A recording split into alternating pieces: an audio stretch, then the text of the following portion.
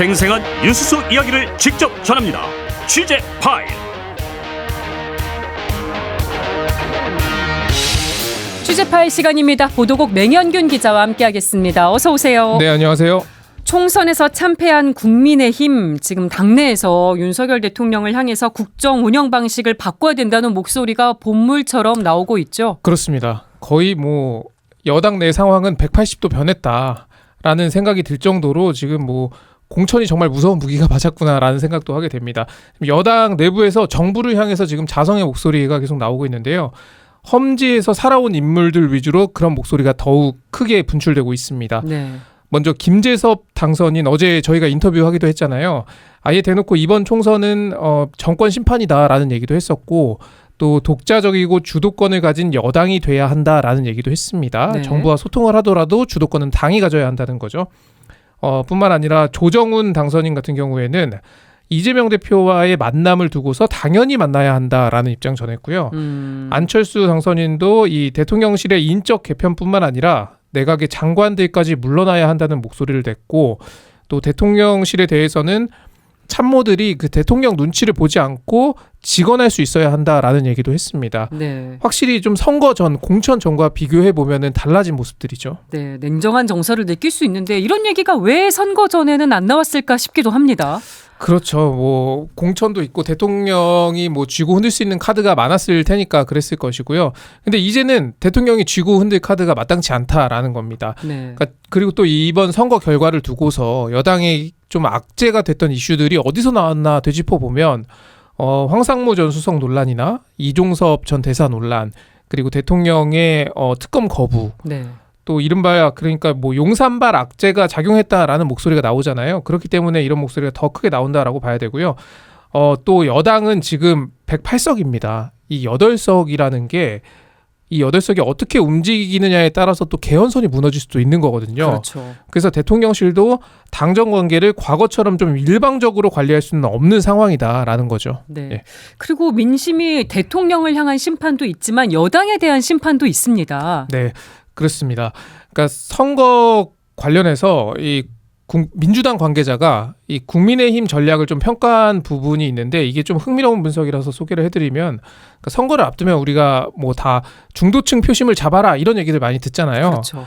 그런데 민주당 같은 경우에는 과거부터 중도 확장을 조금씩 시도를 계속했다라는 겁니다. 예컨대 문재인 전 대통령이 대표로 있던 시절부터 뭐 기업인 출신을 영입한다든지, 뭐 재산이 엄청 많은 분을 데려온다든지, 그리고 뭐 이재명 대표가 대권 주자에 간 것도 어떤 이념이라기보다는 좀 실용주의자를 택한 측면이 있었던 거고, 그런 식으로 민주당은 조금씩 변화를 해왔다라는 거에다가 또 이재명 대표 같은 경우에는 이번에 상당히 많은 현역 의원을 정리하기도 했잖아요. 공천 과정에서. 네, 반면 국민의힘은 이 이준석 대표나 김종인 전 비대위원장을 내세워서 중도층 공약을 시도했었고 속도감도 있었고요.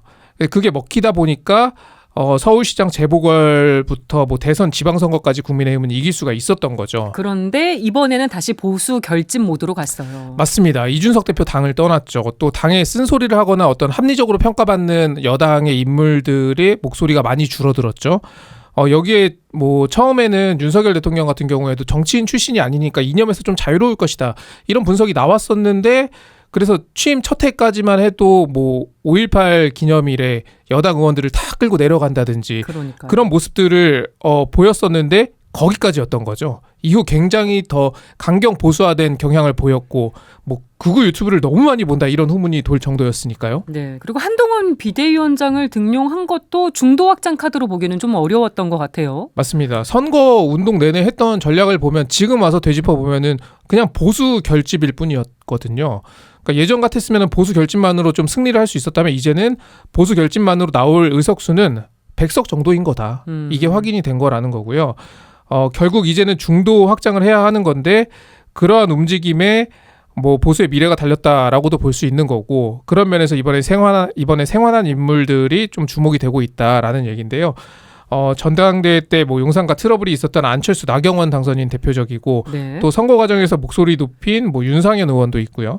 뭐 이분은 뭐 선거 전부터 사실 여당 내에서 가장 먼저 수도권 위기론을 제기했던 분입니다. 그렇죠. 뭐 여기에다가 뭐 홍준표 대구시장도 목소리 다시 높이고 있죠.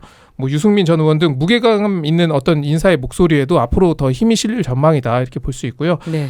이런 가운데 국민의힘이 다음 주 월요일이죠. 15일 4선 중진 이상 당선인들의 간담회를 지금 예고한 상태입니다. 네, 방금 얘기했던 의원들 중에 상당수가 또 여기에 참석을 할 맞습니다. 거기 때문에 네. 당내 수습을 위해서 어떤 목소리 낼지 또 지켜보게 되네요. 대통령실로 가보겠습니다. 예. 어제 이제 비서실장을 통해서 국민의 뜻을 겸허히 받들겠다는 짧은 메시지를 낸 거 말고 더 나온 건 없는 거죠. 맞습니다. 지금은 약간 여론 떠보기 시간이 아닌가라는 생각이 좀 드는데 일단 총선 당일이었던 10일부터 시작해서 오늘까지 대통령의 공식 일정은 없었습니다. 네. 오늘 뭐 대통령실 반응을 보면요. 이르면 다음 주 초에 윤석열 대통령이 직접 나와서 입장을 발표할 수 있다라는 얘기 전해지고 있고요. 이게 총선 참패라는 사안이 굉장히 중대한 상황이잖아요. 네. 그래서 대통령이 직접 나설 필요가 있다라는 판단이 좀 깔려 있는 것 같고 또 여권뿐만 아니라 야권에서도 대통령이 사과하고 사죄해야 된다라고 하고 있고 또 동시에 국정기조 변화를 선언해야 된다 이런 목소리가 나오기 때문에 외면할 네. 수는 없었을 겁니다. 그런데 또 형식이 어떻게 될 것인가 여기도 관전 포인트인데 기존에 해왔던 것처럼 그냥 일방적인 대담 형식이라면은 국민들이 진정성을 크게 느끼지는 못할 것 같다라는 사실 생각도 하게 기자회견을 됩니다. 해야 되는데. 그렇습니다. 그러니까 기자회견을 한다면 지금까지 안 해왔었던 방식이기 때문에 어느 정도 좀 변화하려는 의지가 있구나라고 생각을 할 수 있겠는데 또다시 뭐 일방적인 담화라고 한다면 물론 그 안에 있는 메시지를 봐야 되지만 국민들이 체감하기에는 조금 그 메시지의 파급력이 약할 수 있다라는 생각도 해보고요. 하지만 현재로서는 담화가 가능성이 높아 보입니다. 네. 그 어제 대통령실 고위 참모들이 사의 표명을 했는데 요건 어떻게 되고 있습니까? 이 소식이 처음 그 비서실장 브리핑 직후에 기자들이 어떤 얘기를 많이 했냐면 아직 모른다라는 거였습니다. 네. 왜냐하면 대통령이 재가를 어디까지 할 것인지 어느 선까지 사의 표명을 받아들일 건지 이걸 보기 전까지는 물론 기사는 전원 사의 표명 이렇게 제목으로 나갔지만 결과는 달라질 수 있다라는 뜻입니다. 네. 과거 사례를 봐도 뭐 총선에서 진 정권은 인적 개편을 단행했었거든요. 그 규모는 다를 수 있지만 그래서 이번에도 그렇게 이색적인 그림은 아니다. 어디까지 대통령이 수용하는지 봐야 된다라는 측면이 하나 있고요. 그리고 대통령실 같은 경우에는 수석급 이상이 전원 사의를 표명했지만 전원 다 교체하진 않을 것 같아요. 네. 왜냐하면 과학기술 수석 같은 경우에는 과학계에서 온 인물이고 정말 얼마 되지 않았거든요. 경제수석도 그렇고요. 뭐 비서실장과 정무, 홍보라인 교체 정도로 대통령실은 일단락되지 않을까 하는 전망이 나오고 있습니다. 현재로서는 부분 개편 정도로 예. 전망이 되고 있는 건데 지금 사실 가장 관심이 쏠리는 게 대통령 비서실장 네. 또 총리가 누가 될 것이냐. 맞습니다. 이게 인적쇄신 개편에 아마 첫 단추로 주목을 예. 많이 받고 있어요. 오늘 나온 보도들을 보면은 종합해 보면은 비서실장에는 김한길 뭐 국민통합위원장, 이동관 전 방통위원장 뭐 이런 인물들이 좀 거론이 되고 있습니다. 뭐 신지호 전 새누리당 의원 같은 경우 저희 뉴스공감에도 나온 적이 있는데 정무수석이나 시민사회 수석으로 좀 언급이 되고요. 네. 또 정무장관이나 특임장관이라는 뭐 직책을 신설을 해서 야권과 대화를 주도할 자리를 만들어서 장제원 의원이 뭐 거론이 되기도 했고요. 국무총리에는 김병준 사랑의 열매 사회복지 공동모금회장이나 국민의힘 권영세 의원, 주호영 의원 등이 거론되고 있습니다. 김한길 위원장은 국무총리 후보군에도 이름을 올리고 있고요. 예. 그러니까 지금 이렇게 기사에서 다뤄진 이름이 다뤄진 인물들은 지금 여론의 반응을 좀 보는 시간이다라고 보면 될 것 같습니다. 그러니까 일부 인물 같은 경우에는 지금 야당에서 즉각적인 반발이 나오고 있기도 하잖아요. 예. 뭐 고민정 당선인이 관련 발언을 했는데 오늘 SBS 인터뷰에서 이동관 전 위원장이 비서실장으로 거론되는 것에 대해서 용산이 아직 정신을 못 차렸다라고 비판했고요. 또 장제원 의원이 거론되는 것에 대해서는 만약에 장 의원이 오시게 되면은 계속해서 국회하고 싸우겠다는 것밖에 안 될 것 같다 이런 박한 평가를 내놓기도 했습니다. 지금 물망에 오르내리고 있는 인사들의 이름만 봐서는 참신한 인물이라고 이렇게 보여지기는 어려운 측면이 있는 것 같아요. 참신도 그렇고 이게 협치인가? 네. 라고 생각해봐도 약간 의문이 드는 인물들의 이름이 계속 거론되고 있는 거죠. 네, 이 부분도 어떻게 봐야 될지 지켜봐야 될 것 같고 그래서 대통령의 변화의 의지를 느낄 수 있는 게 인적 개편도 있지만 민주당 이재명 대표랑 이제는 만날 것인가 맞습니다. 하는 부분도 관심입니다. 만날까요? 일단 지금으로서는 만나는 것 말고는 방법이 없어 보이죠.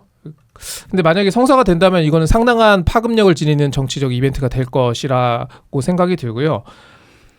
대통령실에서도 뭐 일단 국정기조 전환을 언급했고 야당과의 소통 가능성도 열어뒀으니까요. 예. 언제가 될지 모르겠지만 뭐 성사가 될 가능성은 꽤 있다. 오늘 더불어민주당이 그 국립서울현충원을 찾아서 참배를 했거든요. 이후에 이재명 대표가 기자들을 만났는데 이 영수회담 제안이 오면 응할 것인지 물었어요. 거기에 대해서 당연히 만나고 당연히 대화해야 된다. 지금까지 못한 게 아쉽다라는 입장을 전하기도 했습니다. 네, 만남이 이루어지는 것도 주목이 되지만 만남이 성사된다면 어떤 네. 얘기가 오갈 것인가 신경전이 만만치 않을 것 같아요. 그렇습니다. 그러니까 조금 다른 성격이겠지만 윤석열 대통령이 당선됐을 때 문재인 대통령을 언제 만날 것인가 그때도 신경전이 굉장히 치열했거든요. 예. 아마 비슷한 일이 또 발생할 것 같아요. 언제 어디서 어떤 형식으로 만날 것인지 또 만나서 어떤 주제로 대화를 나눌 것인지 이게 뭐 사전에 조율을 한 뒤에 만나게 될 테니까요. 여기서 네. 굉장한 신경전이 보일 걸로 보이고요. 또 이재명 대표 같은 경우에 만난다면은 카드가 훨씬 많아요. 민생 문제를 비롯해서 김건희 여사 특검 문제를 꺼낼 수도 있고 해병대 최상병 사건 진상규명, 이태원 참사 특별법 등 이재명 대표가 꺼낼 수 있는 카드는 많습니다. 네. 그런데 반대로 이것들은 윤석열 대통령 입장에서는 난감한 사안들이거든요. 그렇죠. 그럼에도 만난다면은 확실히 좀 변화하고자 하는 어떤 다짐이랄까요? 이런 부분은 좀 증명이 될 수 있다. 이렇게도 해석을 할 수 있을 것 같습니다. 네, 이번에도 많은 의석을 확보한 민주당 행보 살펴볼까요? 예. 가장 먼저 외치고 있는 것이 최상병 특검법입니다. 네. 22대 국회로 갈 것도 없다. 지금 처리하자라는 입장이고요. 지난 3일에 국회 본회의에 부의됐기 때문에 언제든 표결 처리를 할 수 있습니다. 네, 가장 관심이 쏠리고 있는 사안이에요. 맞습니다. 근데 여기에 대통령이 과연 또 거부권을 쓸 수 있을까? 근데 지금 안철수 의원 등 수도권 의원들이 여당임에도 최상병 특검 얘기를 하고 있거든요. 예. 그리고 이 말은 거부권을 대통령이 쓰더라도 이탈표가 꽤 나올 가능성이 있다. 이렇게 볼 수도 있고요. 안 의원은 찬성표 던지겠다는 입장 맞습니다. 밝혔잖아요. 예. 그래서 이런 상황이고, 근데 다만 그 여당인 그 윤재욱 원내대표는 양당의 원내대표가 만나서 상의할 일이다. 뭐 이렇게 입장을 밝혔습니다. 네. 그리고 민주당과 조국혁신당의 관계가 어떻게 될 것인가 이 부분도 관심입니다. 네, 오늘 이재명 대표가 관련 입장을 좀 밝혔는데. 조국혁신당도 국민들께서 권한을 위임한 중요한 하나의 정치 세력이기 때문에 당연히 존중하고 함께 가야 된다 이렇게 밝혔고요. 네. 그러면서 윤석열 정권을 심판하고 견제하고 필요한 새로운 개혁들을 해나가기 위해선 단 한 석이라도 소홀히 하지 않고 함께 협력해야 하기 때문에 조속히 만나서 대화하고 협의해야 된다라고 했습니다. 네, 긍정적인 기류가 읽힙니다. 이 발언만 봐서는요. 맞습니다. 네. 근데 또 행보는 약간 다른 면도 있는 예. 것 같기도 하고요. 왜냐하면 이재명 대표는 지금 가장 계속 강조하는 거는 민생입니다. 반면 뭐 조국 대표 같은 경우에는 서초동을 찾아갔죠. 어제 바로 갔잖아요. 예, 그렇습니다. 그러니까 이게 하지만 두 당의 기본 노선이라는 것이 정권 심판에 맞닿아 있어서 이게 투트랙이라고 보는 게 좀 더 정확할 것 같고요. 네. 민생은 민주당, 권력기관 개혁이라든지 이런 개혁 과제는 조국혁신당이 좀 더 목소리를 크게 낸다. 이런 역할 분담이 됐다라고 볼 수 있고요. 이제 두 당이 어떤 관계가 될 것인지 좀 주목해서 봐야 되는 지점이 교섭단체 요건입니다. 현재는 20석인데 이걸 민주당은 10석으로 낮춘다는 공약을 냈거든요. 그럼 예. 조국혁신당이 교섭단체에 들어갈 수 있다라는 겁니다. 이게 국회법 개정 사안이고요. 이렇게 되면은 조국혁신당은 교섭단체 지위를 얻으면서 더 존재감을 나타낼 수 있고요. 민주당은 보다 싸움보다는 민생에 힘을 쏟을 어떤 여력이 생길 수 있다라는 네. 분석이 나옵니다. 네, 오늘 취재 파일 여기까지 하겠습니다. 맹현균 기자 수고했습니다. 네, 고맙습니다.